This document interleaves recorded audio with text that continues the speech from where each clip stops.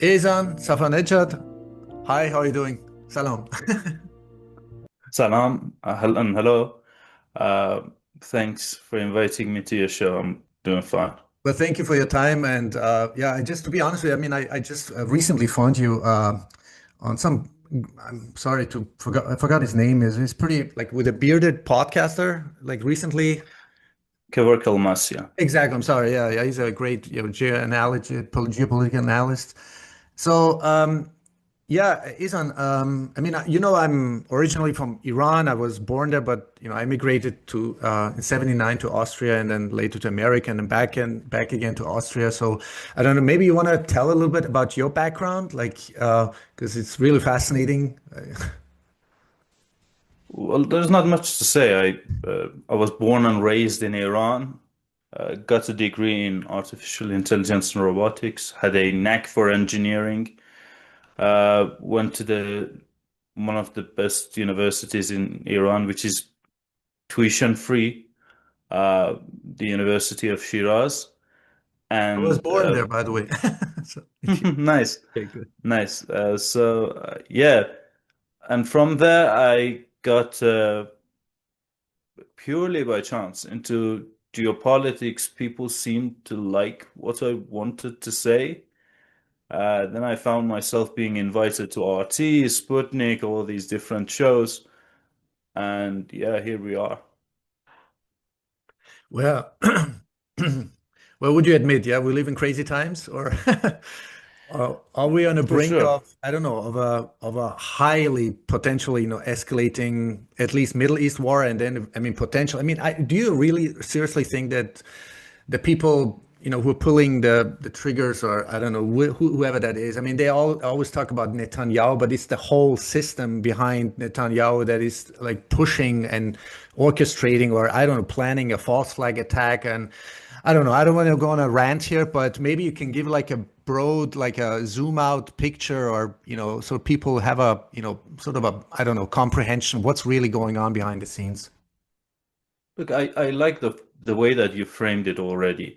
It's not about Netanyahu, it's not about Donald Trump, it's about the system. It's about uh, the infrastructure, and when I say infrastructure, I don't mean necessarily physical ones. The infrastructure that has been set that moves toward an inevitable confrontation with Iran. When you listen to people like Lindsey Graham, you can understand that the hatred that they have for Iran is one of the ideological nature. This in essence, they hate Iran. The way that they talk, the way that uh, they express themselves, that this is a deeply rooted hatred, and it is not based on any pragmatism. It's not based on any strife for reaching, for obtaining, goals in the national interests of, for example, United States of America. Imagine today, right? Let's describe the situation that we are here today, and maybe that would help your audience to understand the situation better. Uh, United States, in order to confront Iran, has had to bribe multiple players, both in the region and outside of the region, that has gone against its interest. Let me elaborate with an example. So, uh, China had a $60 million contract with Iran to come to Iran and build a uranium conversion facility for the Iranians. China unfortunately reneged on its commitment and on the contract. It withdrew from that contract. And when the former Director General of the Iranian nuclear program reached out to, his counterpart in China, said, "Why did you withdraw from the contract?" He said that uh, the Chinese official said that United States exerted pressure on us. And by the way, when we asked them, well, what are you going to provide us with? in return, now that we are not going to do that, obviously we are losing business. They said that we're going to give you Westinghouse, the license for the Westinghouse reactor, license for Westinghouse reactor. Very recently, there was I would say, the United States government issued that it's going to annul and cancel the permits that were allowing the American companies to export component parts to China. We're referring component parts that are related to nuclear program. And when I read the full detailed news, it was actually very interesting to see the name of the Westinghouse firm amongst the names of the license whose permit were annulled by United States government. And when you listen to all these not very intelligent United States politicians, they always talk about, oh, how China is a threat to them and how, they are stealing their intellectual properties and how there is zero innovation in China and United States needs to be very careful.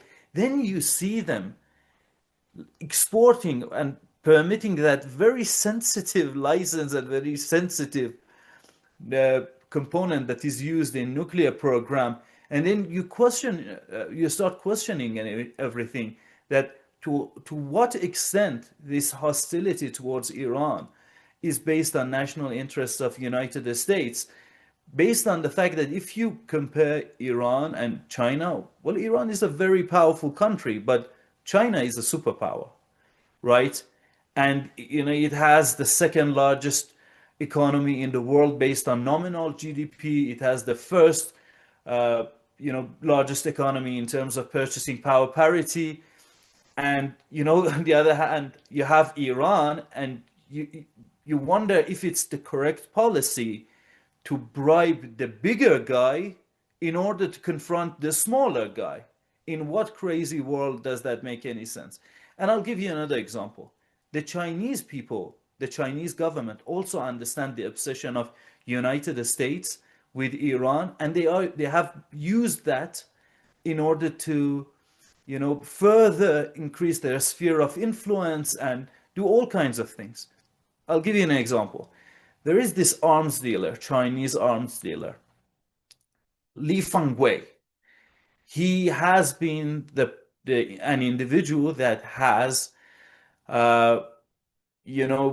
exported some materials, some composite materials, like 2 decades ago. I know that that the situation has now changed, and Iran has tried to, remove all these dependencies and be more and more self-reliant And in its self-sufficient, missile. right? Yeah. Yes, yes.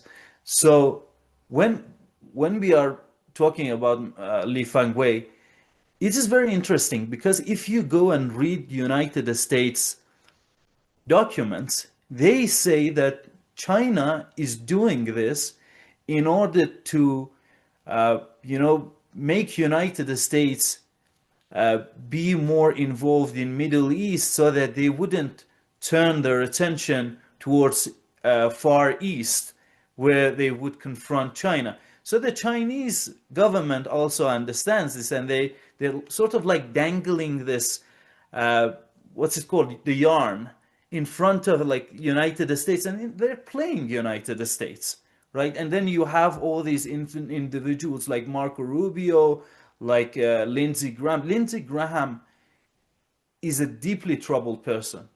He hates Iran. When you listen to him, the way that he talks about Iran, it is very apparent that Iran is living inside Lindsey Graham's head rent free. Right. Yeah. So again, just to wrap this section up, and I can give you a lot more examples about Russia, about all of these different countries in the region.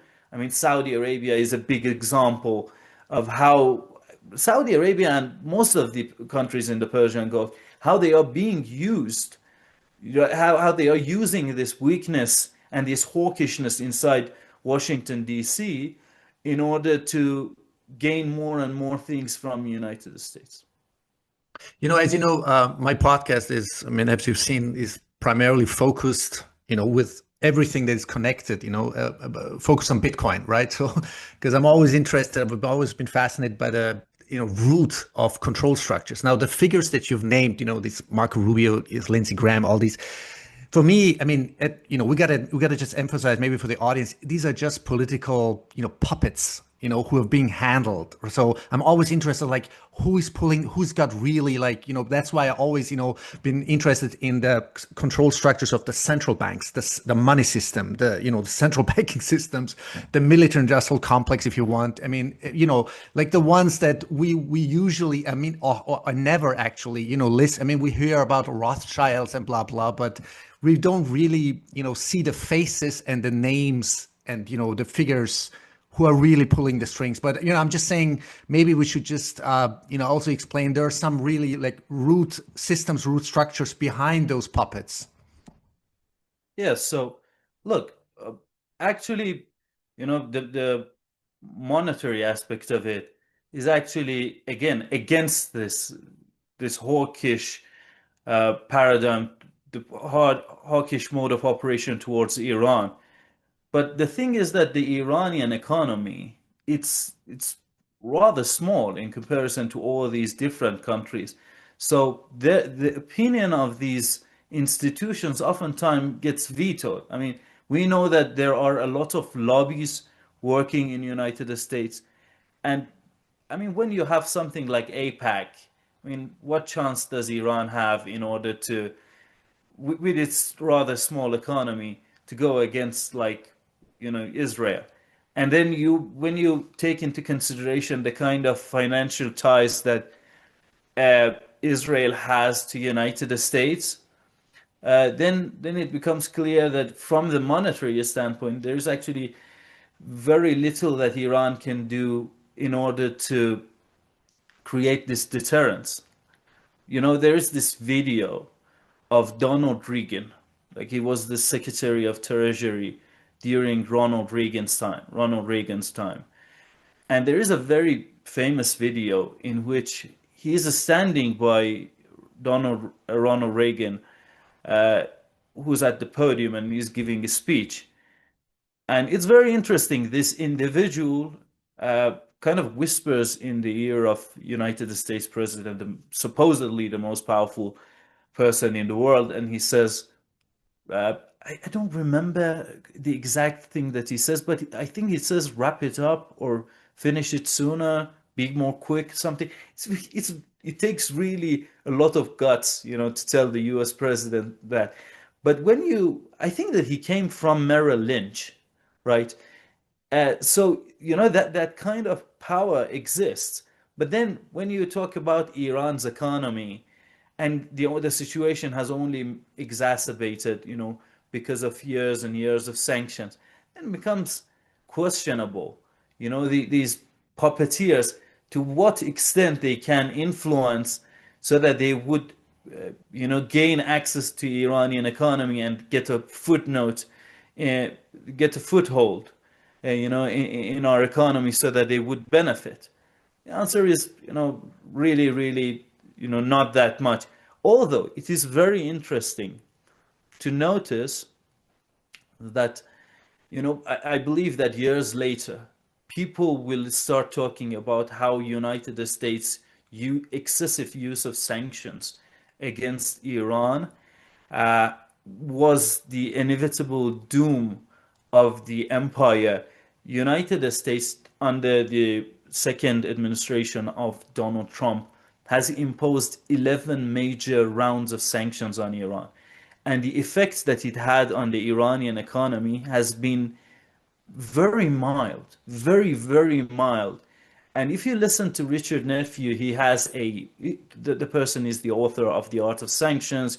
I think he was the United States special envoy to Iran, and he was sort of like this father figure, the architect of sanctions on Iran. And he has this video on, I think, the Washington Institute. And when he is speaking about the sanction, he says, After signing JCPOA, Iran has actually been under maximum pressure sanction campaign for a longer period of time than it has been receiving from the economic relief, so-called economic relief, and that gives you, the fact, give you some notion as to why Iran has become so resilient towards these sanctions. Obviously, there are problems. There is this convention that Iran is going to join, Palermo. You might have heard it, uh, No, and what is that, Palermo? Is that a New yeah, Deal? yeah. What is that? No, no, no. It's a convention Uh-huh. under United Nations, and Iran has passed it in order to join FATF. Mm. The last rounds of sanction as of right now, I believe, is on the Iranian, so they call it shadow banking system of Iran. And very soon, this might actually change, this resilience of Iran because of the fact that, uh, you know, if you know the history of the sanctions and you remember a very particular quote by the deputy director of the Iranian National Oil Company, in which he says that the network of Sarrafi, which means exchange, uh, the exchange stores, but let's call them banks. It is the network of shadow banking systems were unveiled to United States by us. He was an official during the Rouhani administration. So pretty soon this can change. Sorry for going on this tangent. It wasn't related to your question, but yeah. So going back, but the point that I was trying to make, which I got derailed by myself, was that years later they will talk about how Iran developed this resilience and how because of the extensive work that we Iranians have done on the field of sanction relief and bypassing sanctions and all the different academic works that has been done on this. Uh, Later on, we were able to help Russia and we were able to help other countries.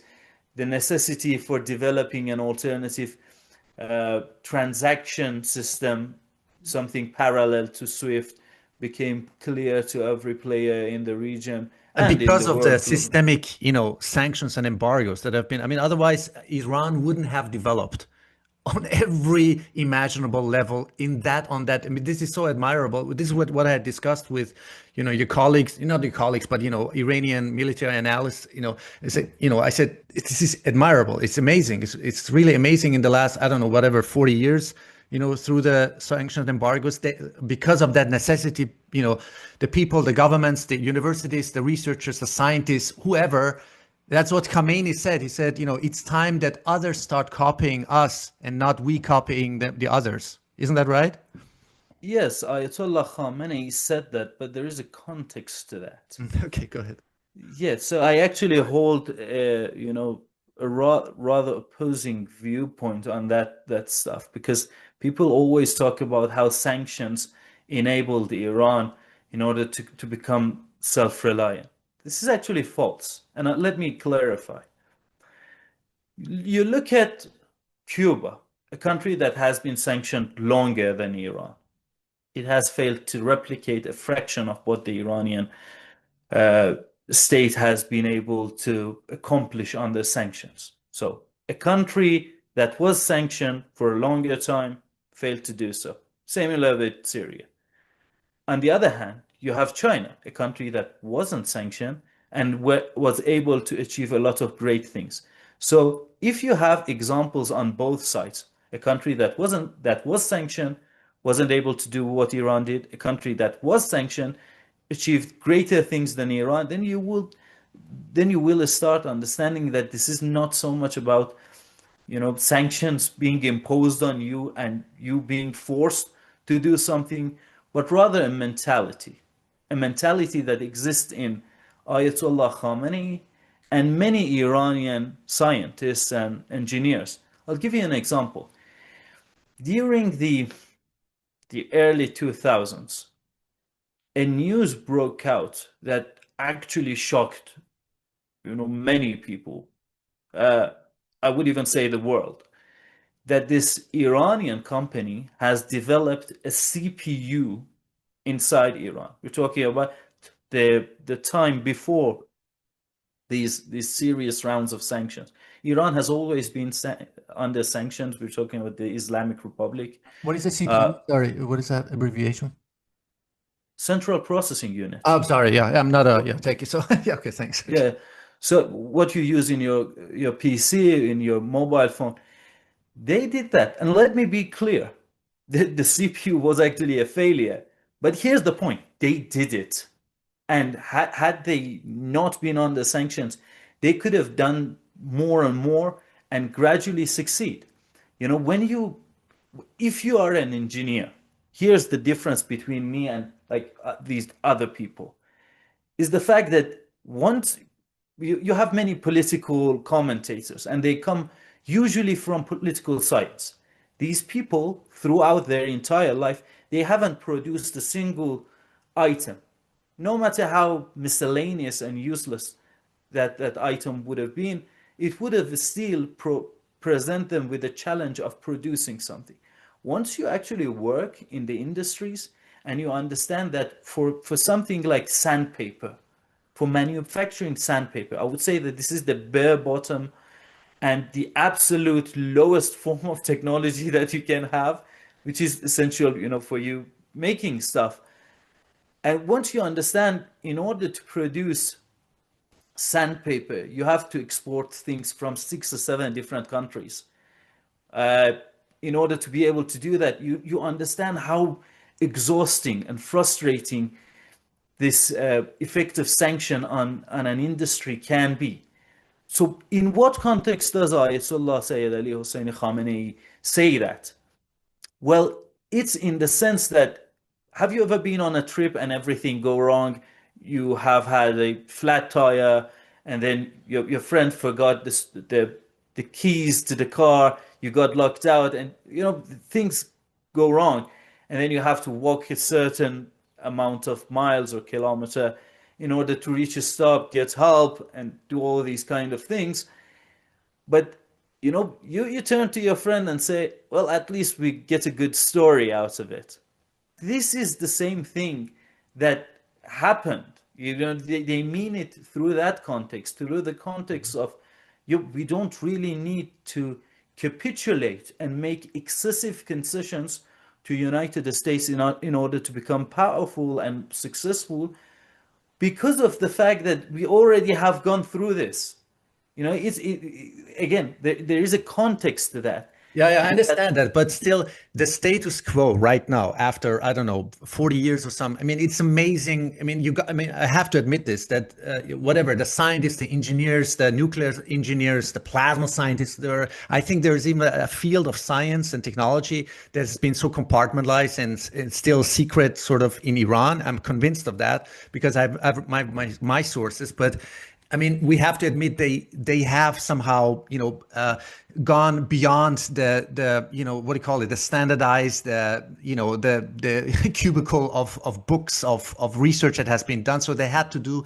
They were forced to do their own science, their experiments, their research, their implementation of their own technologies. Is it not? Or no, you're absolutely right. So, like, I can give you many examples. If I don't know if that's the direction you want to go yeah, to, but definitely, yeah. Give me, yeah. so let me talk about the Iranian nuclear program, for example. I can talk about the military as well, but since you already have military analyst guest on your show, I think that me talking about the nuclear program would be more beneficial. Iran today is completely self-sufficient in nuclear fuel cycle. That means that when Iran goes to the uranium mines and starts mining uranium, even prior to that, apologies, because first you have to scan the earth in order to locate these uranium mines, right? The airborne imaging technology that is needed. That is actually being done in Iran 100% domestically. Wow. Then you go to the mines, right? The mining process. Iran is self-sufficient in that. Second phase, uranium milling. It's a process called milling. Iran is also self-reliant in that as well. The next phase, uranium conversion, which we talked about when talking about China, United States, and Iran power dynamic. Iran is also self-reliant on that as well. Then you go to enrichment. Does it 100% domestically as well? And in fact, it goes beyond that because some countries are self-reliant in uranium enrichment. So, for example, they don't go to Uranco, which is a consortium between the European Troika and then purchase enriched uranium. Some countries have centrifuges within their confines of their own borders, but they can't build those centrifuges. Iran can design and manufacture the centrifuges that it needs in order for its enrichment program. And when even you go even deeper, one layer deeper than that, and you talk about, well, to what extent is Iran self-reliant in manufacturing those centrifuges, the components that are needed in order to do that? Because some countries actually assemble centrifuges, but Iran even make something like the vacuum pumps needed, the vacuum tubes, the rotors, the alloys, the materials, composite materials needed for the frame of the centrifuge. All these things are being produced inside Iran as well. And then but by the way, the designing might also seem trivial to some of your audience, but it actually requires you to have a rather sophisticated software that Iran does have. Then you go to the next phase, which is turning the enriched uranium into particular fuel that is then would be interjected into the reactor itself. Iran does that as well. The next stage after that is building reactors, designing and building reactors. Today, Iran is building not replicant, but a similar model to Tehran research reactor in the city of, I forgot whether either it was Isfahan or Shiraz. I only followed the news so far as to understand they plan to build that in either of these two cities. Iran is working on Darkhoain nuclear reactor. And then when you understand the sophistication, you actually are knowledgeable and educated on what it takes for Iran to be this, advanced. I say this to other people. Iran's enrichment capacity today is bigger than India, a country that has nukes, a country that has 1.6 billion people for its population. So, I mean, yes. When you talk about the achievements that the Iranians have been able to accomplish, it's actually mind-boggling to what extent True. they have done this, and that's why when you understand that all these threats by other countries, by United States, by Israel about fully dismantling the Iranian uh, nuclear program, it's crazy. It's meaningless. We have a term in science, in engineering. It's TRL, technology readiness level. And I forgot the exact number that Iran's TRL is, but it's really high. It's really, really high, meaning that Iran doesn't really need anyone in order to pursue its nuclear weapon. Not nuclear weapon, apologies. Nuclear civilian nuclear Right. program, Right. to generate electricity. And do all different things, like for example in radio pharmaceutical industries. We are making, for example, the deuterated medicines, the difference between deuterated medicines and other medicine. Deuterium is actually an isotope of hydrogen. Deuterium, yeah, yeah, yeah. Yeah. Yeah. So in the medical field, the what do you call it? Radioactive isotopes that are being sort of radiopharmaceutical medicines. yeah, and they're leading, right, in Iran. I think this is a field where there's a lot of competition, or not competition actually. They're trying to sort of hinder Iran becoming like the number one leader also in the medical field, or am I wrong on this one? I'm not. No. You're not wrong, but it would be an exaggeration to say Right. that Iran is like the leader of that industry. But Iran is one of the top five leaders of that. Iran, in terms of, for example, producing the isotope, the 18th isotope of oxygen. I think that Iran is actually the third largest producer. Don't quote me on that one, because like it has been a while since I've refreshed my knowledge on that. But yeah, on the essence, you're absolutely right. But like just to elaborate what I meant earlier, these things have come at a very high cost. If the Iranian politicians, the Iranian officials, didn't have to achieve all these things through sanctions, and we had the opportunity to do what other countries have done, yeah, I mean the kind of things that they have access to, not done, because they actually have failed to do what we have done. We would have reached this level of technology at a much earlier point in time. You talk about the fact that you know, for example, the IR9 centrifuge in Iran, that's the ninth generation of the Iranian centrifuges. It has actually the Sue capacity of 48 to 50, which is comparable to some of the centrifuges that the Europeans are manufacturing. And this has been done under sanctions. So when you look at other countries, like more specifically the countries in Persian Gulf, and you know, we always see people going to, for example, Dubai, and sing the hymns of greatness and grandeur of Dubai. And then you'll start asking yourself, what does Dubai have? Well, it has the largest tower in the world, right? Well, we are building the largest hospital in the in the West Asia, that has focused in its attention on treating cancer patients. It's a cancer hospital, uh, and the radiopharmaceutical medicines that are needed are also being made in this other project Tetra.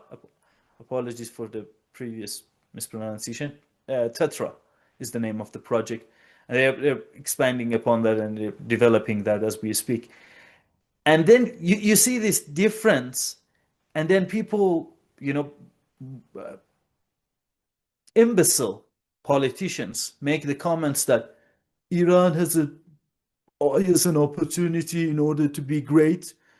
And it's very clear whom I'm trying to imitate, and I'm failing because I'm not a good imitator. But Iran has a chance at being great, and then you compare them to UAE? Are you freaking out of your mind? You compare that to Iran. When you talk about the the Iranian missile program, the Iranian gas turbine industry, the things that the MAPNA conglomerate has been able to achieve. There is a 3-hour conversation that I had with the Muslim streets, in which I talked about the what's it called, the gas turbine industry in Iran. I brushed up upon the military achievements of Iran. And if we want to actually discuss these things in full details, we would be stuck here for hours, and then I would only be able to scratch the surface of what Iran has been able to basically accomplish under sanctions. But here's the problem. When you talk to ordinary Iranians, because they have trouble managing their daily needs. It becomes harder and harder to justify and explain to them why it is a big deal that Iran is the only 11 countries that can launch satellites into the orbit. And I can explain to them that, well, when you have satellites in the orbit, you can actually, basically take images from the surface of the Earth, which then in turn would help you to deal with drought, for example, something that we have to deal with because of the fact that we are in like this such a place that really suffers from little downpouring, uh, and I can talk to them about that. I can talk to them about how using Khayyam satellite, for example, Iran was able to monitor the water tensions between Iran and Afghanistan and verify some of the statements that were being made by the Afghan officials. I can talk to them about how when you reach space, and by the way, I forgot to mention something. The basic for the rocket science and the missile science, it's the same. You don't go to a university and say that I want to be a missile engineer. You go and enroll in a program of rocket science and aerospace engineering, right? That's the name of the field. So the Iranian missiles translated themselves, that power translated itself to the Iranian space program. And I can even, again, like go even and provide you with more detail. For example, I think it's the Seymour satellite launch vehicle. It uses the what was it? Desful. Desful is the name of the Iranian missile. It uses Desful engine for its first stage of launch.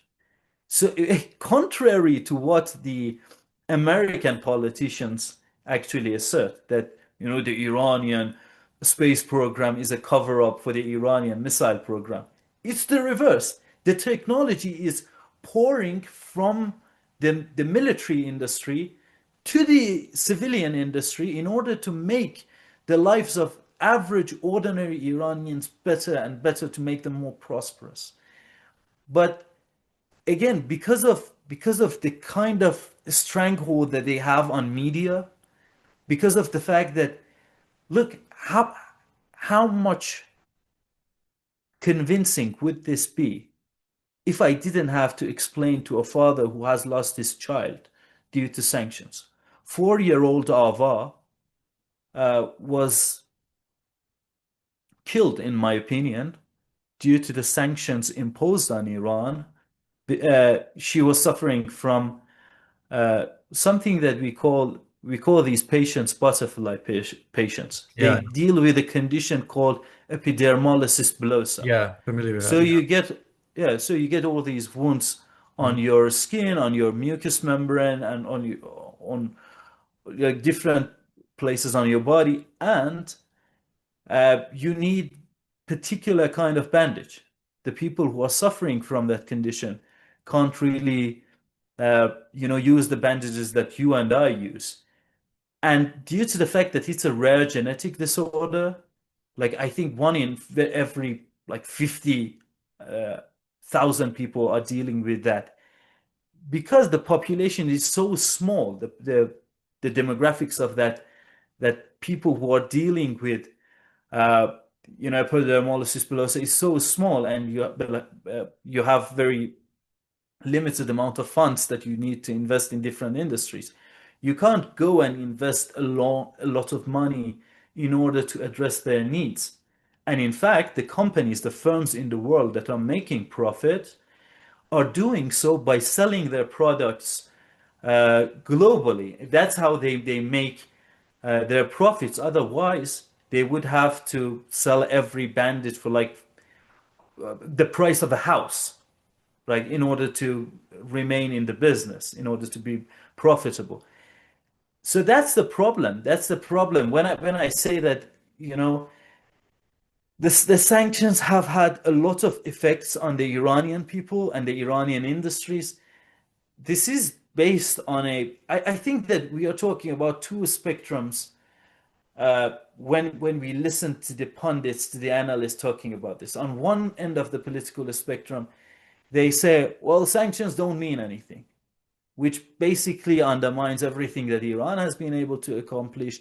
The very fact that the Iranian engineers have to deal with daily challenges in their life in order to do what the other people do in a day. Like you want to build a prototype in the other countries, you go and purchase different components from like Amazon, and then you build what you want to build. For an average Iranian, when you want to build a prototype, it means that you actually have to first become an expert in the export control systems and then bypass the sanctions. And then once you do that, by the way, you also have to deal with all that, finding the venture capital in order to finance your work. Once you move past all those hurdles, then you start at the place that every other engineer in the world starts, right? Which is to finally build a prototype and then, do everything that you need to do. So that's one end of the political spectrum. The other end is that, well, yes, it has a tiring effect on our industry. So, and we can't do anything. It's a defeatist mentality. At that point, what's the solution? Well, the solution is to capitulate to every excessive, unreasonable, unrealistic demands that the United States has had uh, to put forth in the negotiating table, and you have to capitulate to everything, which is also false. So there's a sweet spot there that you have to, you have to you can't put out there one statement, one sentence, and then you would explain everything thoroughly. You have to go into the details and explain to people why, despite the fact that it is very tiring, you also can't really go and capitulate to the United States. Wow. Okay. Thanks for that deep insight and analysis, Ihsan.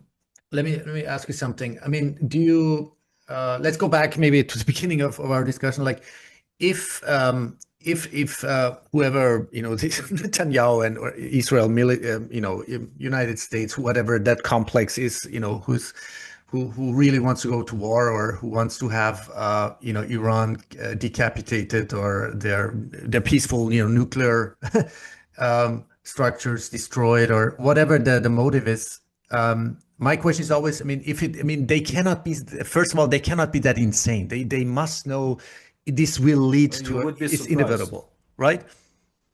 You would be surprised as to how irrational they can be. Okay, good to know. Okay, but if they really truly, I mean, attack Iran or whatever, or orchestrate a false flag attack or somehow, provoke Iran or attack Iran. My question is always: can the Iranian military, can the Iranian structures, the defense structures, can they protect their people? Not only their infrastructure, the hardware, but the physical stuff, but the people of Iran. Body bags would return to United States in tens of thousands. That's how catastrophic this war would be. Hmm. I see people comparing Iran to Iraq, to Vietnam, and other countries that United States has invaded. And I have to say that I find that very cute. Uh, let's take the worst situation that United States has had to face, Vietnam, the war in Vietnam that became like a huge thing. It gave birth to the movements in the 60s.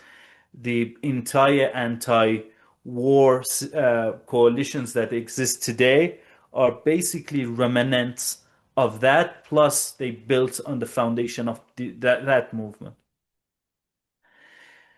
Vietnam wasn't exporting drones to Soviet Union. It was the other way around. Iran is exporting drones to Russia, which is a superpower. When we are talking about the Iranian air defense systems, well, it would be better for me to first talk about the Iranian missile program, radar program, on these different sections, departments of the Iranian aerospace, for example, division of the IRGC, and then because all of them would sort of merge together in the air defense sector, then talk about the air defense department of the military. Iran today has, I would say that Iran is in the pinnacle of the missile technology when it comes, I'm very precise and I try to be accurate in the way that I frame things. So please, your audience, please understand that these conditions that I'm putting forth, they actually have a big effect on the statements that I'm saying. Iran is at the pinnacle of missile programs in the world when it comes to 500 kilometer to 1950 kilometer range, which is the short range. It covers the short range and the medium range and the medium range of the missiles. Iran is in the pinnacle of the world. When it comes to the overall missile program of Iran, by some estimates, Iran is has the fourth most powerful missile program in the world. And that's not me saying that. That's the deputy director of Russia's Artillery and Rocket Academy.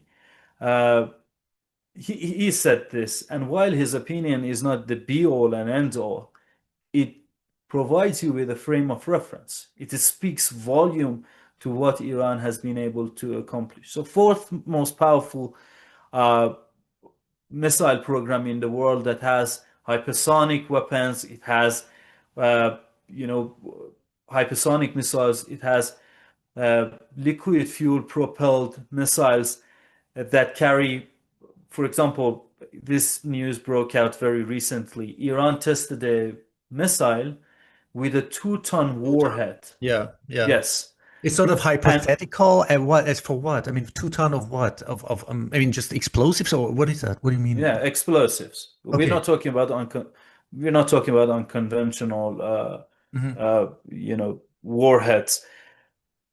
So Iran has that, and most of the missiles that Iran has are solid fuel propelled, ground launched based, which means that you don't need an air force to do it. They're very tactical. The good thing about the solid fuel propelled missiles is that I would say that in some sense they're over-glorified artilleries, but what Iran has been able to do, that it would actually be insulting to say that, because so for example, when you talk about Zoher missile, the specific impulse of that missile when it came out, and it came out like a while ago, a long time ago, it had a 300 millisecond, not millisecond, apologies, second, 300-second specific impulse. A specific impulse, for those of your audience who don't know this, is basically a measurement that would enable you to compare the efficiency of your rocket engine with other rocket engines. And I would say that at that time, it was the cutting edge of technology in the world, which is a very big statement, a very hefty claim to make, but it was. When it comes to drone programs, drones come in all shapes, size, and all forms in Iran. You have the kamikaze drones, with the technical term for them is the loitering munition. Mm-hmm. Everyone knows about Shahed 136. There is a newer model one Shahed 236. And, you know, there was a time during the war between Russia and Ukraine that I would go to people and say, I'm sick and tired of you guys talking about Shahed 136 because we have better drones. We have Kian 2, we have Karrar, for example. Karrar comes in different variations. It has a unmanned interceptor vehicles, unmanned bomber vehicle, and unmanned and a loitering munition version. I mentioned unmanned interceptor vehicle. Let me clarify. So, for example, you see all these different videos coming out of Yemen. You know, Yemen from the start of war, I think that they have been able to shoot down like 25, 26 MQ-9 Reaper drones of United States. They have done so primarily by using this thing called Missile 358. And I know that I'm rather going really into the details and refraining from answering you directly, but I think that it is better for me to do this uh, because then people would understand that there is a background to this. This is not just a vague, generalized statements that is made by some guy who is running interference for his country, for his state. Uh, this missile 358, the birth of it was very peculiar, to say the least. We were faced with a challenge in Yemen. You had, the Saudi Arabia forces and the coalition, US-backed coalitions in general, bombing Yemen, and they would use these unmanned aerial vehicles, MQ-9 Reaper. And due to the fact that they fly in a very particular, very specific altitude, the manpads doesn't work on them. The manpads work on helicopters. It doesn't work on these MALE drones, medium altitude drones. They would be useless against these MALE drones. So what happened was the Iranian scientists went to the whiteboard. They went to their drawing tables and everything, and they started working on this thing, unmanned interceptor vehicle. And it gave birth to Missile 358. It's not a missile, it is called Missile 358. I said previously, I said 6, it's 358. But this is a one-of-a-kind, unique weapon, first of its kind, that Iran was able to do. And what the importance of it is not due to the sophisticated technology that it has. It has a relatively sophisticated technology, but that's not the point that I'm trying to make. What is very astonishing and admirable is that Iranian engineers who were faced with a challenge were able to tailor a unique solution to that challenge. Because if you understand that the air defense systems, as I mentioned earlier in our conversation, is the intersection of the radar technologies. You have to be able to detect the projectiles that are coming at you, the missile tellers, those are the vehicles and the missiles itself that must be shot at the targets that are moving towards you, and a battle management system, right? It's the intersection of multiple things. So when you want to export that to Yemen, a country that is under full naval blockade, you can't export all of these things together, right? Because of the fact that they couldn't export such a big and very obvious cargo to Yemen, they had to develop something that can now be operated by 3 individuals. 3 individuals can operate a missile 358, which shows you how tactical and how it can be used by rapid reaction forces that want to confront another force. So that's with regards to the Iran's adaptability and readiness to prepare for every situation that you can throw at it. I was talking about the missile program. And that, obviously, the researches that Iran did on the fuel propellants needed translated itself to, obviously, the unmanned interceptor vehicle as well. I was talking about the drone program in general. You have USVs, unmanned surface vehicles. We have Project Ya Mahdi. It is a very fast boat that is, basically controlled with AI. You have unmanned underwater vehicles. You know, these are like torpedo-esque like drones that are again controlled by AI. You have unmanned bomber vehicles. You have the swarm aerial vehicles that Iran uses. We are talking about micro aerial vehicles that Iran uses in order to carry out operations. You have unmanned ground vehicles. These are the vehicles that are used on the ground. Again, let me go to the details because the demons are always in the details. For example, when we talk about the unmanned surface vehicles, these drones use a strategy that is called the strategy of pack of wolves. If you have noticed the way that the wolves hunt, by being in a group, they can actually go and bring a much bigger predator or prey to its knee. And it's basically the same principle. You have these 30 drones that work in collaboration with one another as a unit, and you have an alpha, you have a pack leader that manages the battlefield, and it determines from which angle of attacks the drones are going to move towards a particular target.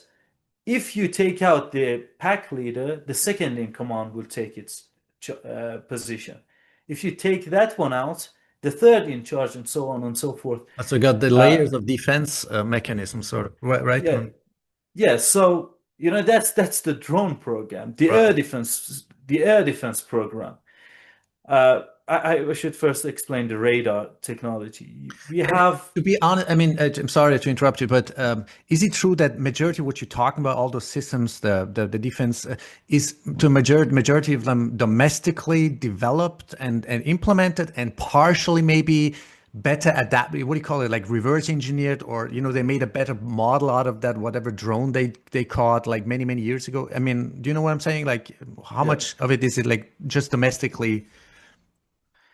Well, one of the big problems that we have today on the alt media is that I would say that the majority of people who are good intended and they have good intentions, they actually don't know what they're talking about, unfortunately.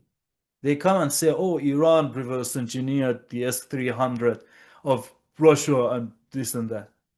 No, no. Why do you do that? Why do you do that?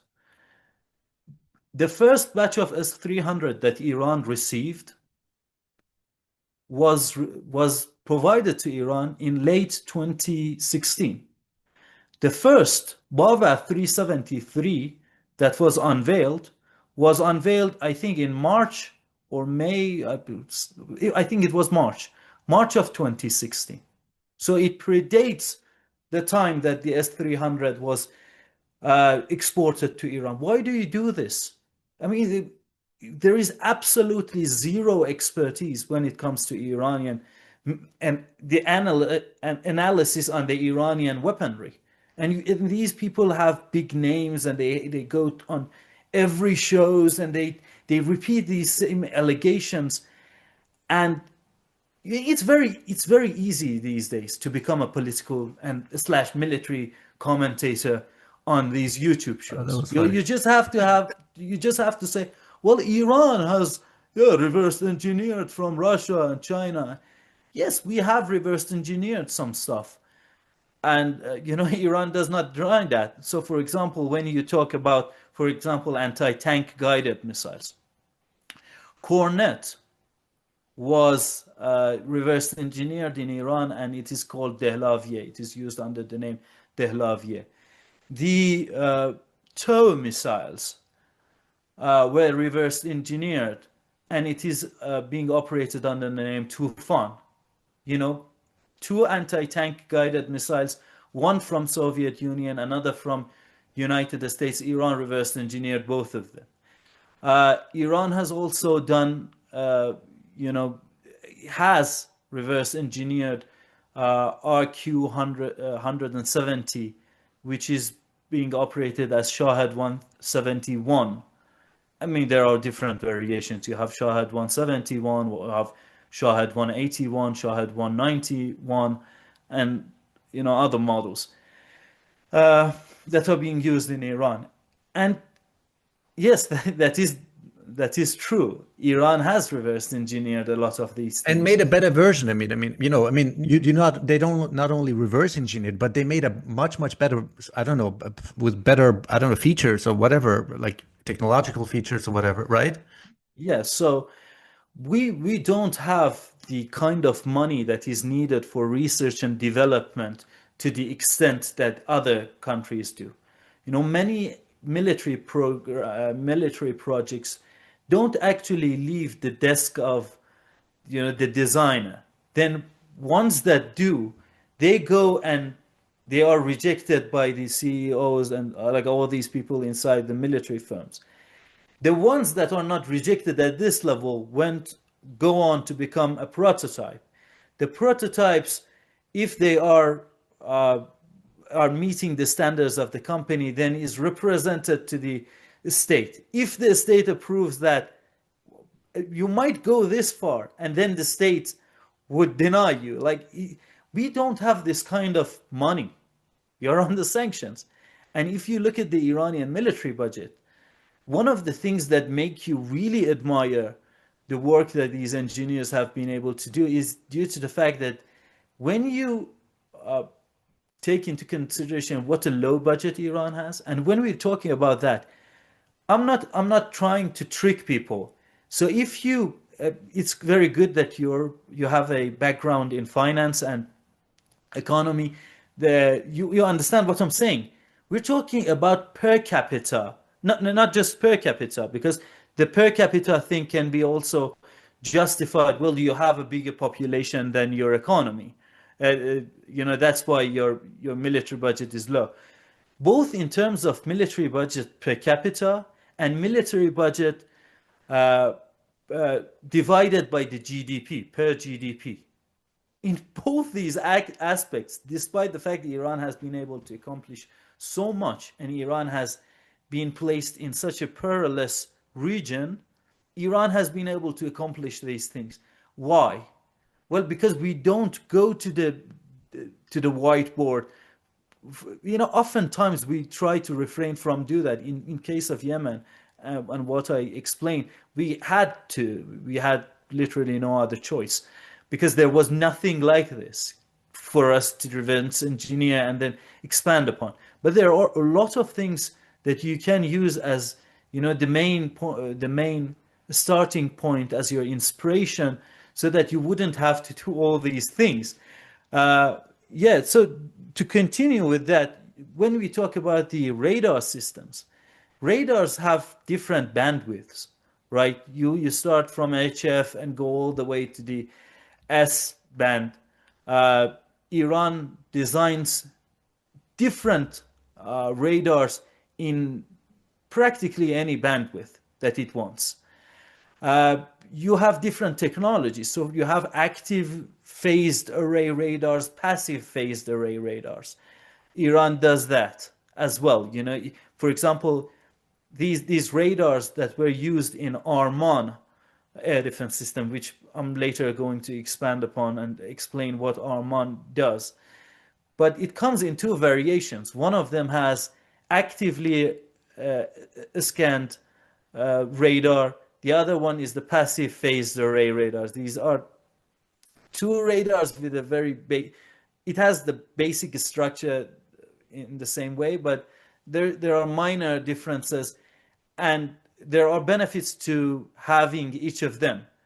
It comes in two variations. The military one, the one that the classical military of Iran uses, uses the passive phased array radar. The one that the IRGC uses comes in the active phased radar with the active phased array radar version. Uh, so yeah, these things are important, and other kinds of radar systems as well. Iran, for example, has I think 7 or 8 over the horizon radars. These are these big radars that have like 2,000 kilometer range, like something crazy like that. These systems work as early warning systems. Then you go to the air defense department of the military industry, and you see Majid, Zubin, Talash, uh, Bavar one, Bavar 373, 3rd of Khordad, 15th of Khordad, Arman. For example, Arman, as I mentioned, it's a tactical all-in-one system, meaning that you don't have to build you don't have to carry the radar systems apart, separately, individually, and then transfer the teller system, uh, again separately, and the battle management system separately. The systems like Bava 373, despite their potential and the capabilities that they have, they're not tactical. It takes a long time for you to deploy those air defense systems to a particular place. Arman removes that necessity, and it's a very robust, very tactical air defense system that can be actually deployed to a region that you want to secure very quickly and very easily. So again, the air defense systems of Iran come in all shapes and forms. For example, as you know, we are one of the leading countries in terms of the drone programs. This started in the 1980s during the war that Saddam's regime waged on the Iranians. Since we are the ones who actually lead this field, well, some people started, uh, putting forth this question: what if other countries do to us what we have been able to accomplish? And then they started working on systems that work on that, apologies, that try to intercept these loitering munitions in a cost-effective manner, which brings us to Majid air defense systems. I can go on and on and on.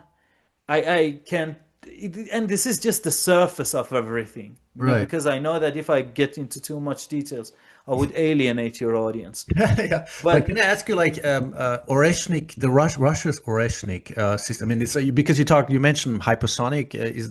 I mean, is Oreshnik hypersonic of Russia, right? Or is it a hypersonic system, right? I mean, but look, advanced, not it's rather difficult to talk about hypersonic, and the geeks will hate me either way.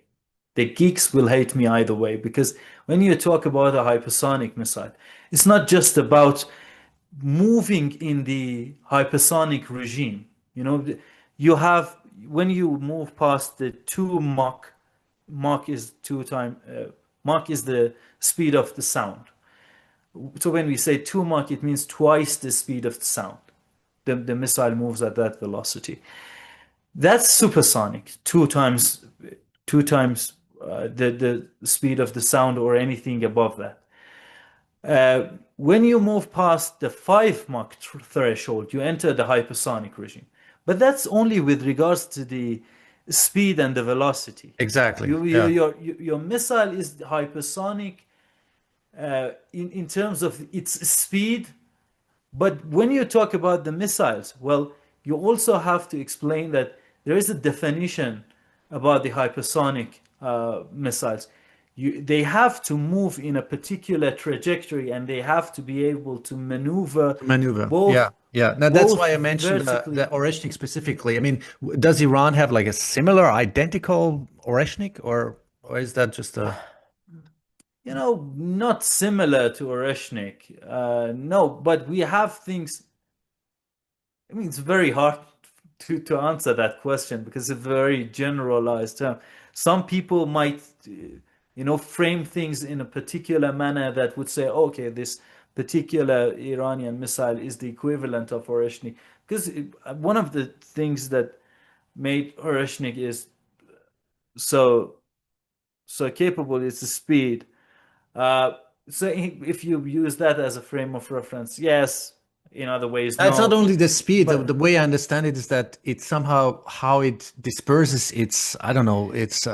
you're talking about the cluster Yeah, warheads, the exactly. I'm sorry. Yeah. multiple. Yeah. Yeah. So look, for example, the liquid propelled missiles that Iran has, Khorram Shah 4. It comes with different warhead variations.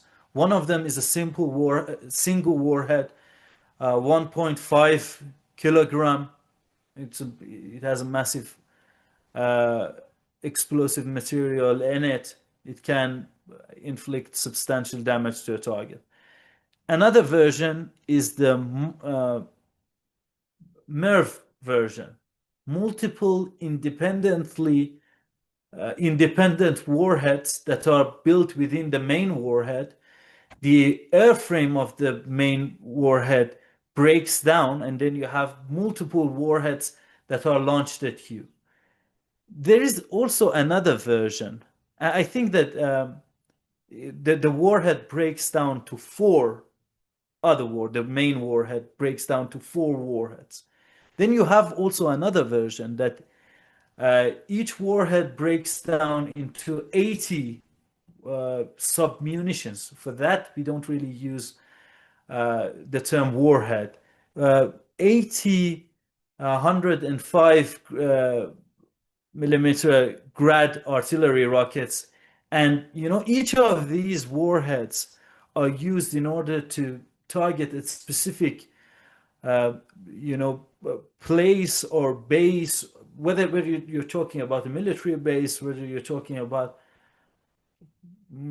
civilian targets. When we're talking about the civilian targets, we're talking about the power plants, because there is this concept of proportionality that is embedded in the United Nations and in the international law. If they attack your infrastructure, you can attack their infrastructure.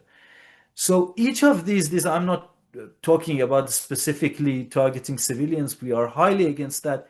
And that is actually the sole reason behind the fact that Iran started increasing the precision of its missiles way before it started to increase the size of its warhead, which is I understand. completely the opposite way that the big powers in the world did it. It is very, very normal. And actually, this is the main route that every country goes down of. They first start increasing the explosive, the payload of their missile, so that they would be able to inflict more and more damage. Because when you talk about increasing the precision, it's much harder than increasing the payload, right? But Iran started with the more demanding task in order to prevent the harm being done to ordinary civilian bystanders. That's why Iran went on down that route, which is not contradictory, contrary to all the other countries in the world. Uh, so yeah, so you have. I needed to have that disclaimer because it sounded very wrong when I said civilian targets, civilian infrastructure.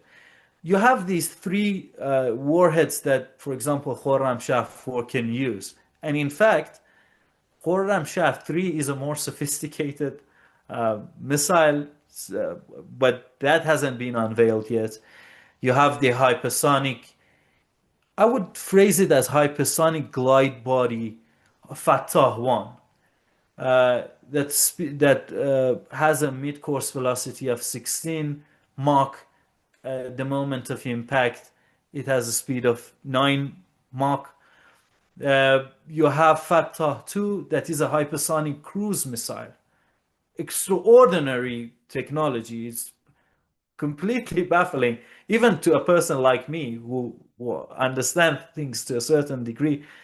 I never thought that Iran would be able to develop hypersonic cruise missile so early, mesmerizing technology.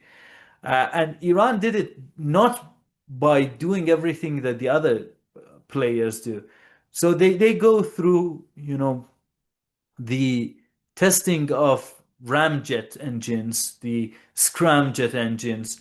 They use that, which, I mean, it requires the kind of technology that doesn't make sense for Iran to pursue.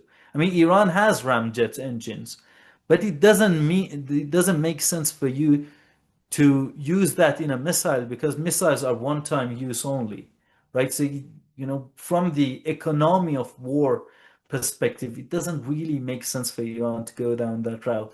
So rather than doing that, Iran used pressurized liquid fuel propelled uh, rocket engine for its war, mesmerizing innovation. It has a lower technology level, but still, the overall system, in my opinion, is completely admirable, and it's honestly, I really like that missile. And that uses a wedged warhead. Mhm. So by this time, I think that we can wrap Yeah, the thing about the missiles up. Iran has a lot of military capabilities, but it's yeah, not just the Iranian military might. It's also the fact that, for example, if you compare Iran's population to that of Iraq, Iran has a cohesive, uh, what's it called, demographic. right. Like the majority of the Iranians are from the same faith, while in Iraq, you have 30 like 4-8% Shia, 33-2% Sunnis, and other minorities as well. When you talk about Iran, Iran is cohesive. It has a population 4 times that of Iraq when United States launched its invasion on the helpless people of Iraq, 3 times the landmass of Iraq. While when you're talking about uh, the terrain of Iraq, you're talking about a plain. Iraq is a very big plain. Apart from its northern area, which is in control of the Kurds, the Iranian terrain is a plateau. Means that we are surrounded by these mountain ranges Exactly. Yeah. that are roughly impossible to penetrate towards. Mhm. I was reading a story about how a a military, what's it called, the military caravan, the military, I forgot the specific term, Mhm. I do apologize, but a military unit in Iraq, when it was navigating through the highways of Iraq, it took a wrong turn and ended up in they were going to go to Iraq, to Baghdad, the capital of Iraq, but they took a wrong turn and they ended up someplace else. So make that mistake. I dare you to make that mistake in Iran. I dare you. I double dare you. You would at best you will end up down a valley. You will go and fall down a cliff, and that's the best case scenario. The worst case scenario, they will capture you alive, and Right. then whatever technology that you have, they will reverse Right. engineer. Can I ask you a When couple of we questions, Ehsan? First of all, I mean, if is there any, would you, your personal opinion, is there any area or segment, or I don't know, aspect of the military defense technology in Iran, or defense capabilities of Iran that should or could be improved? I don't know. I've heard like Air Force, like fighter jets. Is there something like a potential that can be, or is it not necessary even for Iran because they already have those? I don't know, whether it's conventional or even super advanced systems, maybe they don't need those, other conventional system? Would it be fighter jets or whatever? What's your Look, opinion?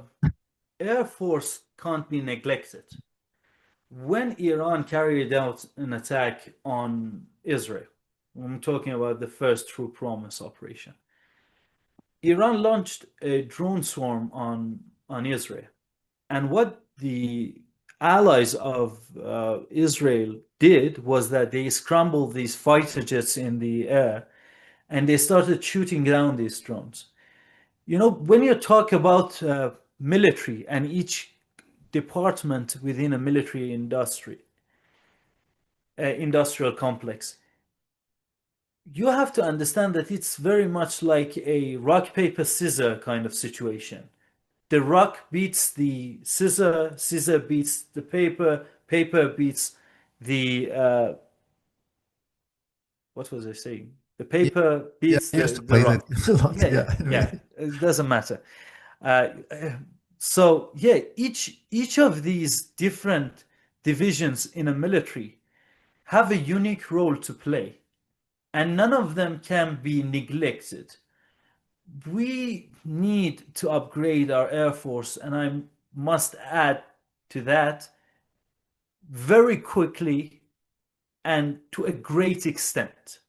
We have to do this. That must be improved. That's something that Iran needs to do.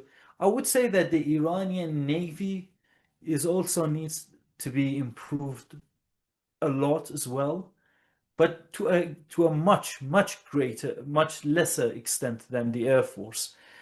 Uh, we need to have, in my opinion, bigger classes of submarines. We have to have, these, uh, more destroyers. A movement has been started in Iran a while ago. If you listen to the people who talk about, how they are get paid, we're talking about military officers. They're kind of jealous of the naval officers. And that is very much the right thing to do, because when you plan to increase your potential in a certain sector, you need to hire the best. You need to provide them with the material gains, the incentives that they need in order to go to that. And very recently, not very recently, during these past few years, we have seen things coming out of Navy that are interesting. Again, you have, for example, Haydar 110 speedboat that it's the fastest speedboat in the world, and by a long shot. It's roughly uh, fast, twice as fast as the speedboats that the other militaries in the world use. That's a lot. And on top of that, it can actually launch cruise missiles. So it's a remarkable achievement by the Iranian military, the IRGC Navy to be more specific. We have seen Shahid Mahdavi, uh, expeditionary uh, base unit. This is basically a large ship, for the lack of better term, that you can launch missiles from it. Hmm. Yeah. You can launch missiles. You have Shahid Bagheri, that is a drone carrier. Hmm. It can carry drone carrier. Yeah, it's a drone carrier. Uh, Interesting things are coming out of the Iranian Navy as well. So I'm not really concerned about the Iranian Navy either to that great extent, because I kind of can't tell you where they are. They are, if we want to compare it to the place in time that the Iranian missile program was, we're speaking roughly about um, late 2010s. Not late 2010s, apologies. Early 2010s, late 2000s. Uh, so I'm not really that much concerned about the Navy either. albeit we can always, expand upon what we have. Uh, I was very pleasantly surprised when I saw the midget class, kilo class submarines that Iran is developing, and they were at the back of, so the head of the Iranian military and the head of the Iranian armed forces, uh, they had this, they gave this interview, and while they were speaking about the Iranian potential and the capabilities that Iran has, at the back of them you could see these midget class submarines that Iran has that can perform very well in, you know, basically sinking aircraft carriers because Mhm. of the fact that they're small. They have a low sonar detectable surface, and other things. So in that regard, I'm not really concerned as well. But the Air Force is something that needs to be upgraded rapidly and quickly, in my opinion, at All least. right. Okay, just to wrap up, a couple of questions more. I know I discussed this. I mean, I brought this up, but I mean, I do understand when people are. If I would ask you if you didn't know, because it's such a compartmentalized and secretive process of research development, and it's not only in Iran. It's probably in Russia, United States, everywhere, maybe even China. Uh, do you think Iran has been working in the last few decades with out of the nuclear science, or separately on plasma technology, plasma defensive technologies? I mean, do you want to comment on that, or do you just don't know anything about it? I would say this: the things that people read in Telegram channels, they must really, really be cautious of. Okay. Plasma doesn't work the way that people think because it has a fancy name. It's not the way that people think. Yeah, when I It is talk about cat. plasma, I'm talking about magnetico-gravitational field strength, and uh, Yeah, yeah. So yeah. what I want to say is Sorry. that they are categorized underneath the direct energy weapons. Like that's if you want to go one level above in Yeah, I the meant it in a defensive sort of way, abstraction. not an Yeah, yeah, offensive. Yeah, yeah. So yes, the work has been done on that in those fields, but it's still early to talk about them. It's still too, and the people, because I mean, I should clarify maybe for your audience. There are these channels that talk about, oh, the Iranian plasma weapons, and they frame it in a very particular way. First of all, I don't know to what extent they have been successful to do that, but I know how demanding it is from the engineering slash scientific background. And I can tell you that it's not quite as easy. These are very, very expensive programs. And considering the fact that Iran has had to make adjustment in certain fields because of Operation True Promise 1 and Operation True Promise 2, which is, I mean, it's a whole can of worms that I don't really want to open right now, because then we would be talking for the next 2 hours. And I think that this conversation has already sort of has been dragged on for a while now. But uh, these channels, these individuals, they frame it in, I wouldn't say dishonest way, but they're not really framing things the way that their audience would be more educated. But yes, Iran has worked on in those sectors, and we have been able to accomplish things, but nothing officially has been unveiled. of course. Yeah, of course. Not officially. That's what I thought. Okay, just a final wrap up, because as I told you in the beginning, my podcast is focused on Bitcoin, and I'm always, thinking about the existential, economical, financial well-being of the people, themselves in Iran. Why doesn't Iran front run other nation states, or I don't know, and other entities in adopting Bitcoin as, not only a store of value, medium of exchange, medium of account, maybe Iranian Bitcoin reserve assets, because it's a truly one and only, decentralized, censorship resistant, unconfiscatable, absolutely scarce, you know, I don't understand. Or is there something going on in the background which maybe we don't know publicly? Look, you're very educated. The terms that you used, I really enjoyed your description of Bitcoin, but it's not as easy as people think. One of the things that people have to take into consideration with regards to cryptocurrencies is the fact that many people consider Bitcoin as an asset like a house, as an investment, Of course, because which which makes it not really that good for in terms of liquidity and the way that you use them. I mean, you can still use them, but I wanted to say that it's more complicated than that. But you're right. When faced with the situation that Iran is facing today, it's a very good alternative. Which brings us to the problem that we have inside Iran, and that's these interest groups that have basically benefited from the economic system that has been built in a particular way, and they will lose money. They will lose the advantage that they have over other Iranians. fiat system. And Okay. yeah.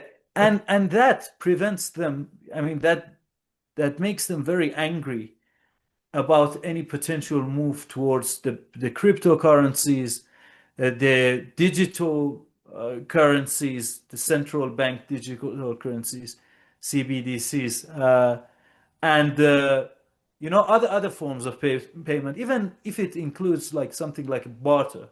Like they extensively lobby against those things. I'll give you an example. So during the riots that took place in Iran roughly 2 or 3 years ago, one of the things that happened was United States exerted pressure on UAE, or UAE did it out of the fact that they really wanted to hurt Iran. Either way. And the price of dollar changed dramatically inside Iran. Question becomes, why is Iran so reliant on the exchange uh, institutions in UAE in order to have trade with other countries? Hmm.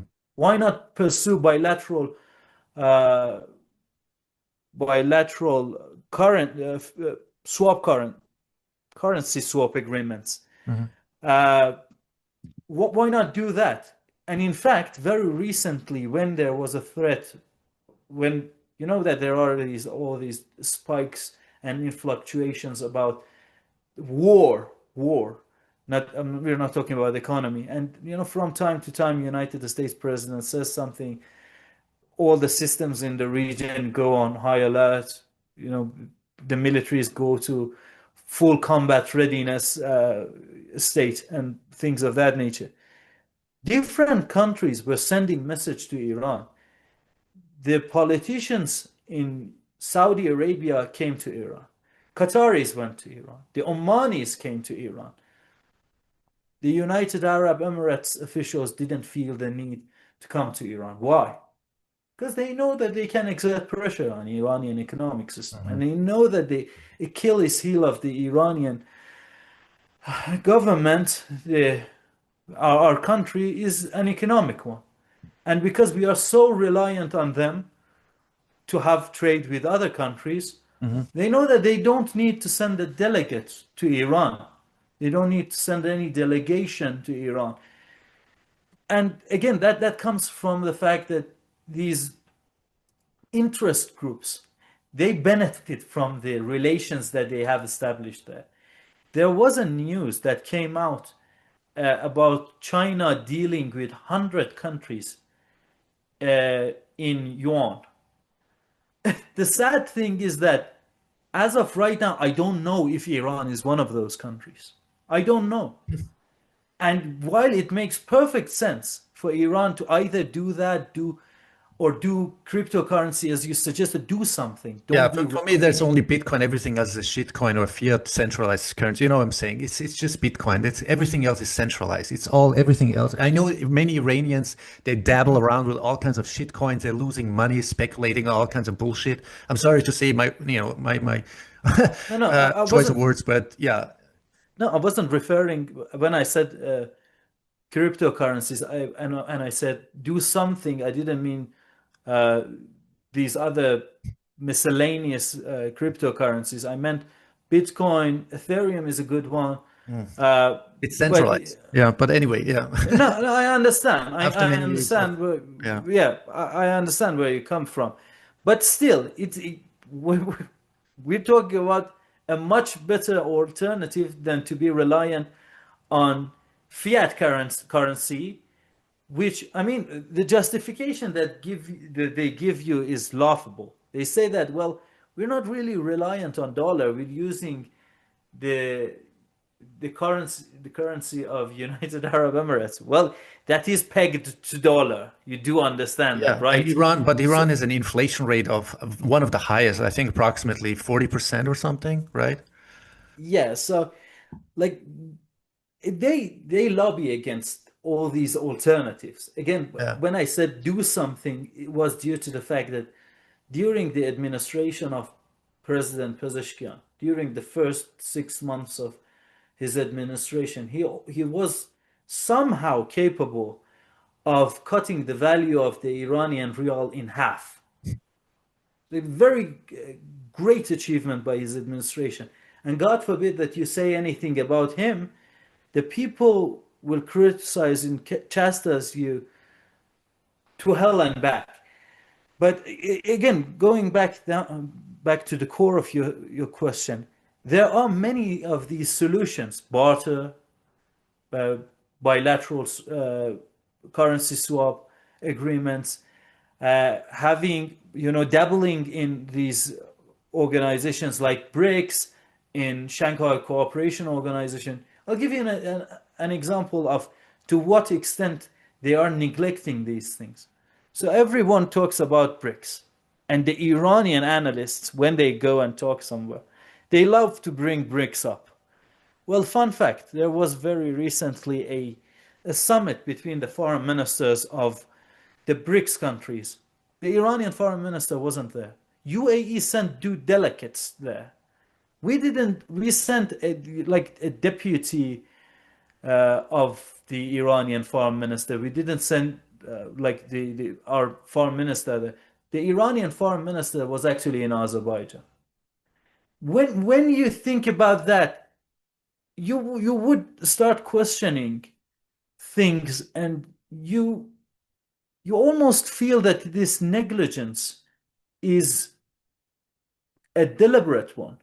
They are deliberately neglecting. Again, people don't have to particularly support a particular way. I think that considering the perilous situation that we are in, we have to actually invest in a diverse, uh, protocols. I mean, it's very strange for me to say diverse protocols, but for lack of better term, I don't know how to explain it, but we need to adopt multiple alternatives in order to make sure that we can minimize the threat of sanction as much as possible, and we would have a vast range of options in front of us in dealing with different countries, because not every country is willing to deal with you in a particular fashion, right? Some countries might prefer barter, others might prefer uh, mutual swap agreement. Other countries might prefer Bitcoin, as you mentioned. You have to be ready when you can't go to SWIFT system that has the majority of the transactions being done in it. When you are putting aside that, you have to be ready for multiple scenarios. And unfortunately, to me, maybe I'm uneducated, but I fail to see even one of these alternative routes being adopted by the Iranian government. And it's not a matter of reformist versus principalist. Again, as I mentioned, that uh, it's about the interest group. The groups that have uh, vested interest in Iran remaining in this situation. Because guess what? When you're living in Iran and the value of dollar in exchange for Iranian rial goes up, and you have this literal pile of uh, dollar bills. This actually happened. In northern parts of Iran, a um, I think it was son of one of the politicians. He had these like piles and piles of cash, United States dollar and I think euro. I'm a little bit foggy about that. It might have been one of them, it might have been both of them combined.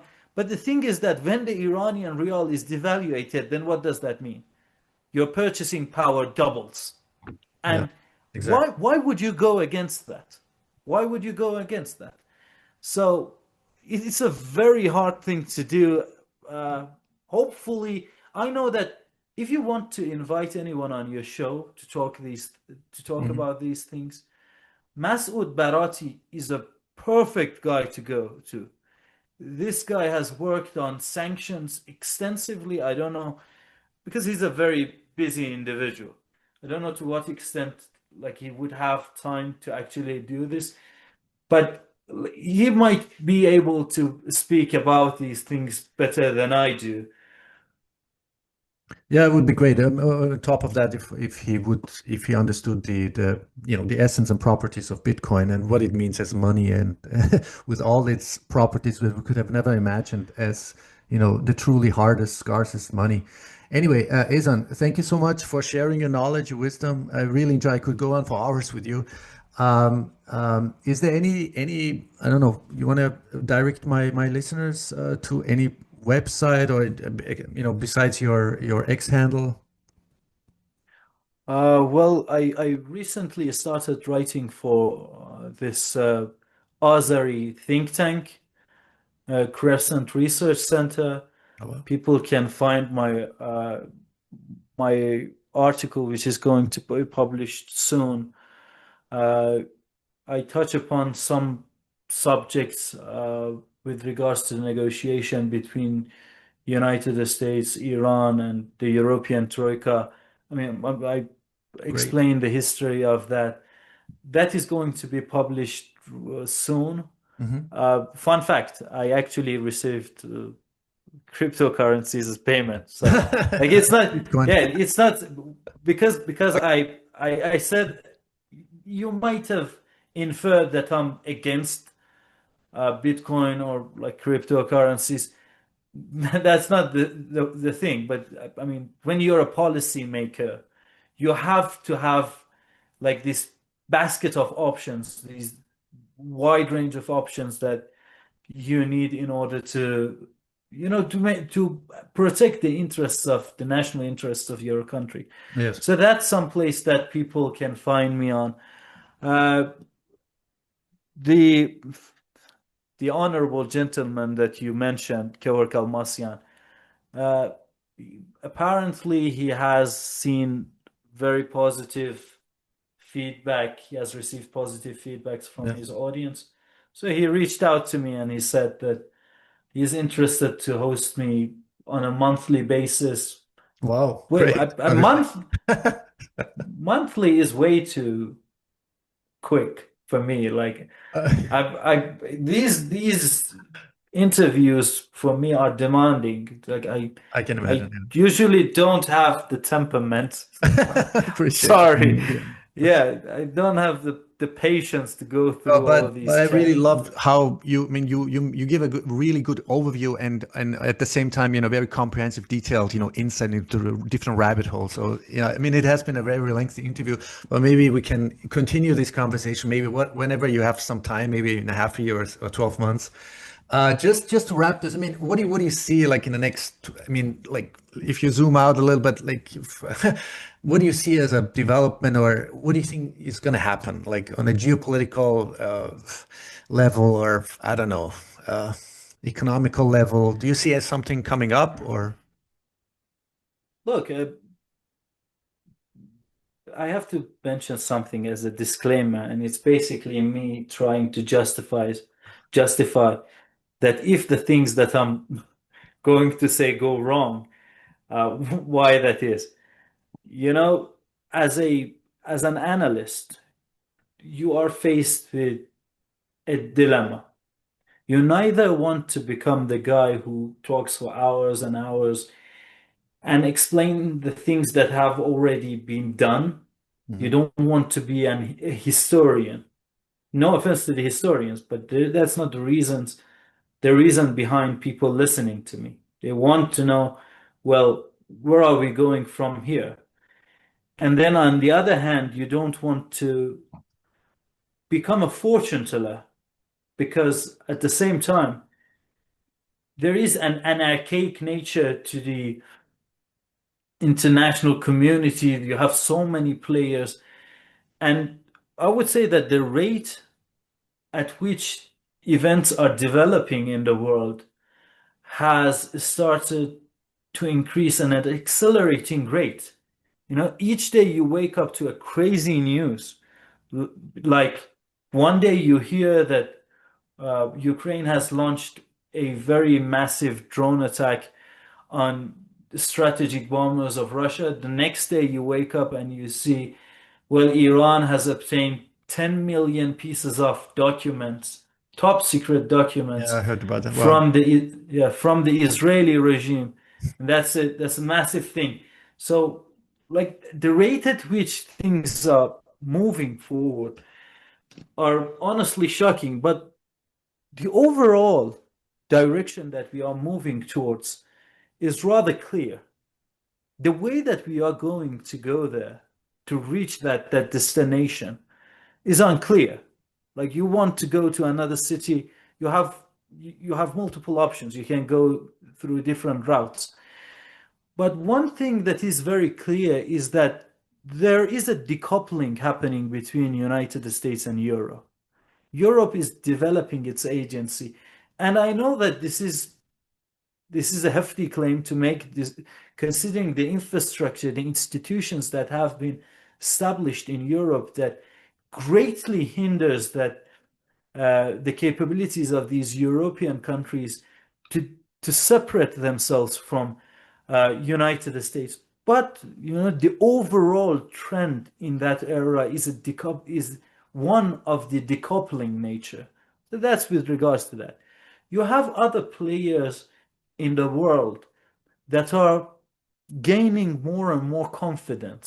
You know, Russia didn't jump at the first offer of United States about the ceasefire. You know, this is the same country that voted in favor of establishing a no-fly zone in Libya. It is the same country that after the 9/11, uh, whose the president of that country, Mr. Vladimir Putin, called George Bush and said, "We are willing to cooperate with you, coordinate our efforts in order to face, you know, the situation in Afghanistan." Russia wanted to become a part of NATO. Now they are saying, "Well, you have sanctioned us. We're not going to capitulate," and they have been able to, uh, you know, basically, as they call it, liberate, you know, conquer. I don't know what word your audience would use, but they have conquered, liberated a vast, uh, vast amount of territories in Ukraine. So they are gaining more confidence and they're asserting themselves more and more. Russia and China, and obviously Iran has been fighting against imperialism as well. You have a shift, a cognitive one, with regards to how people perceive the empire and its vassal state in Middle East. Mhm. Israel today, despite the fact that it is still enjoying a great amount of support from European countries and United States, is now hated worldwide to a greater degree. I don't want to say that things have changed completely. Again, we have to distinguish. Still, you see a lot of Israeli flags in United States. And while if you, so for example, wave the Mexican flag, you're called a Yeah. traitor to the country. Waving Israel has become known as synonymous to patriotism, right? So that kind of problem, deeply rooted problem that is based on inherent mistake in uh, cognitive understanding of the kind of relationship that Israel has with United States, that still exists. But when you talk about generational shift and the change in perception of the individuals, things have changed drastically. And so in that sense, you also have this change, which is very important because as the empire declines, it needs to assert itself more. Some people don't understand why United States is now kind of alienating a lot of its allies. But what they don't understand that they are seeing that the system doesn't work the way that they wanted. They established the United Nations uh, after World War II, and they laid the foundation for all of these institutions that if you really pay attention to them, they're like a what's it called? The kind of pipes, the valves that are used in order to let out the steam and the power that people have. It directs them through a very specific path, but at the end of the day, it doesn't mean anything. 196 countries are recognized by United Nations General Assembly. They have the vote, they have the ability to vote there. But at the end of the day, the resolutions that are passed by that body of government, governing or lawmaking, that they're not legally binding. The ones that are binding is the resolutions that are passed by United Nations Security Council that has 15 members, 10 of them rotate. And even this, even the fact that there are 10 countries that rotate, it's just, hey, wait for your turn. You will get the chance to have the seat at the big boy table, while you have these other 5 countries that have veto power. So basically, the legislations that they want to pass will be passed. The ones that they don't want to, they get thrown in the dustbin. And if it didn't exist, I would argue that, the countries would eventually form something Mhm. akin to that and do something. But United States was ahead of other countries and it did that. But United States, again, I'm sorry for digressing. The point is that people don't understand if the system is so corrupt and you're basically set to fail if you're a smaller state. Why is it that United States is threatening ICC with ICC judges with sanctions, and it does all these things? It's because somehow, despite the insurmountable odds that these smaller countries are facing, the system doesn't work the way that United States wants it to work, and they simply have no other choice to become more aggressive. Once you become more aggressive, which is due to the decline that you're facing, so it's out of necessity, you become more aggressive. You need the support of at least your own population to start waging a war against the countries in other countries in different parts of the world. Which, I mean, based on this generational shift that we actually talked about, this becomes harder and harder for United States to do so. So the trend is clear.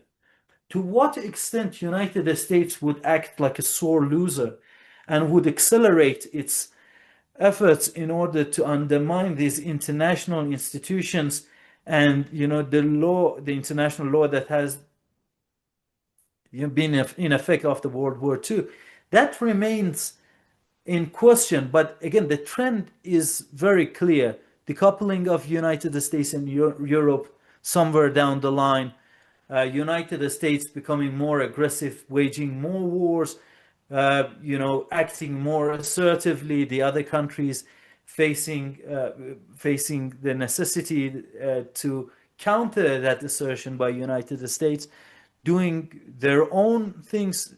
I wouldn't really put it past imagination or the realm of possibility that China would start a war against Taiwan, despite the fact that if you read their documents, their strategic documents and the things that they put out there, if you talk to their analysts, they don't really want to do that, but it is becoming more and more inevitable for them to do so. So these were my 2 cents on the direction that we are moving towards, and the ultimate destination.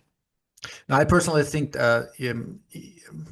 somehow Israel will not, coming back to Israel will not attack Iran. I think it's just the stakes are too high and just too many macroeconomical, things going on in the background, the multi-hundred trillion structures.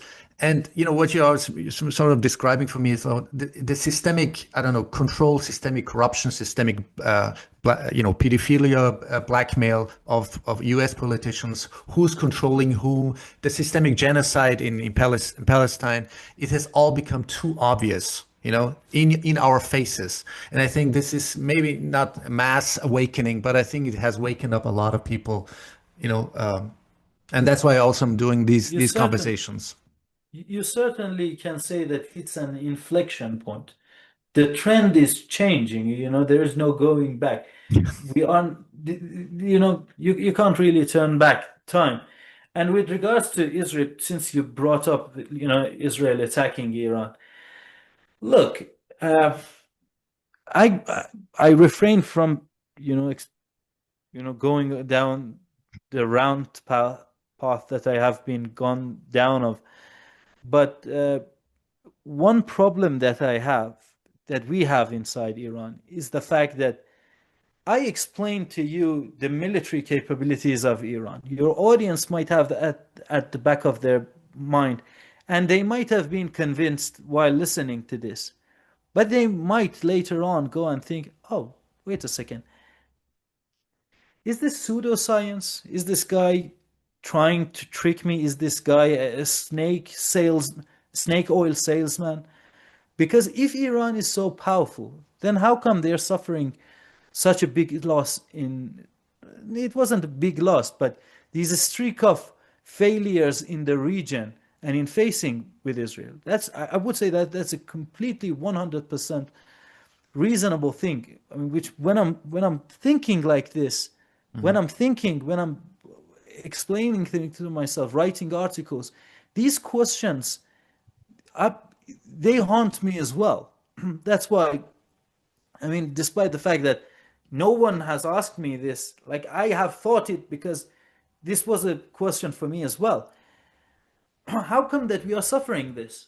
And again, like I explained this to a certain extent on other interviews that I have given, it is due to bad political decision making.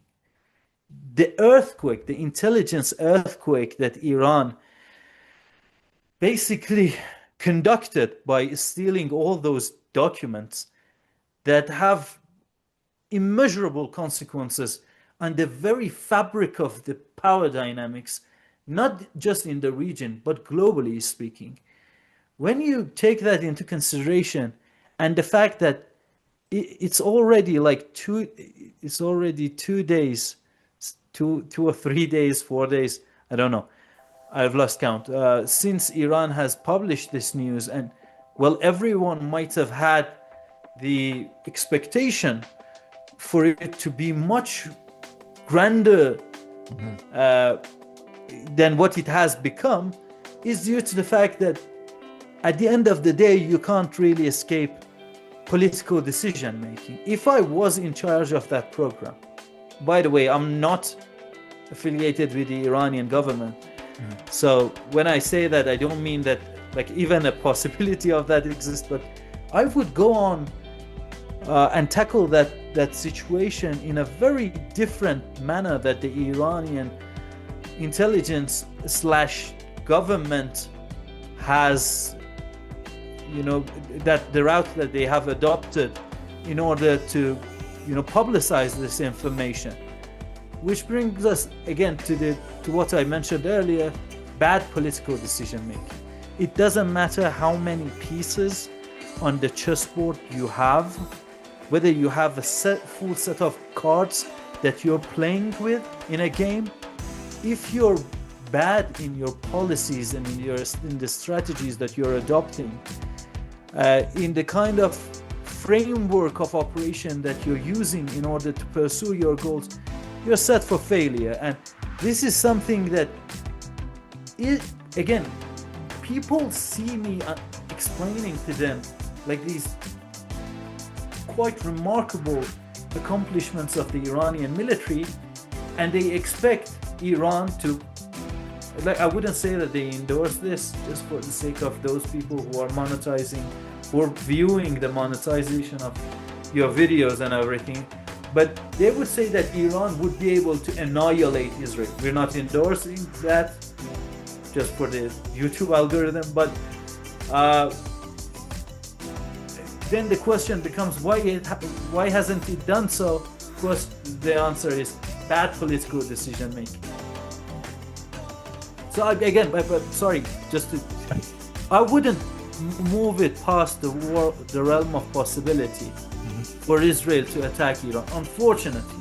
Unfortunately, despite the fact that I know that they will lose a lot, but Iran has done, in my opinion, a rather poor job of power projection and creating this deterrence. Our enemies simply don't know the capabilities that we have.